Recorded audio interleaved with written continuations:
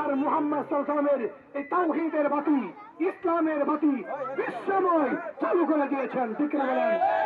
আল্লাহ বলেন ওয়ারাফা'না লাকা যিকরাক, হে নবী আপনার চিন্তার কোনো কারণ নাই, আমি আপনার প্রশংসার দ্বিগুণ থেকে বিশ্বময় ছড়িয়ে দিব। সম্মানিত উপস্থিতি, যারা ফিলিস্তিনের উপর ইসরায়েলের যে অত্যাচার নির্যাতন করতেছে, আল্লাহ তাআলা বলেন ওয়ালা তাহিনু ওয়ালা তাহজানু ওয়া আনতুমুল আ'লাউনা ইন কুনতুম মুমিনিন। তোমাদের কোনো ভয় নাই, তোমাদের কোনো চিন্তা নাই, তোমরাই বিজয়ী হবে যদি তোমরা প্রকৃত মুমিন ঈমানদার হয়ে থাকো।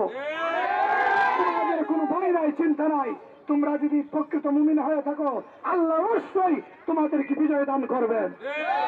সম্মানিত হাজিরিন, অবশ্যই আল্লাহ তাআলা ফিলিস্তিনিদেরকে অবশ্যই বিজয় দান করবেন। আর ইহুদিদেরকে আল্লাহ তাআলা আমরা দোয়া করি হেদায়েত করুক। আর যদি তাদের কপালে আবু জাহেল, আবু লাহাবের মতো তাদের কপালে হেদায়েত না থাকে, না জুটে, আল্লাহ তাআলা তা ইহুদি ইসরায়েলকে আল্লাহ তাআলা ধ্বংস করে দেয়। নারে তাকবীর, নারে তাকবীর।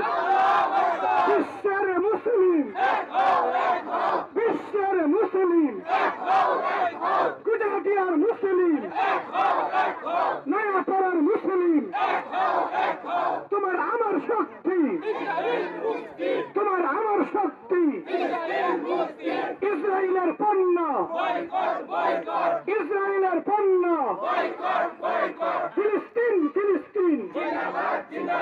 আমার ভাই মরল কেন? নারে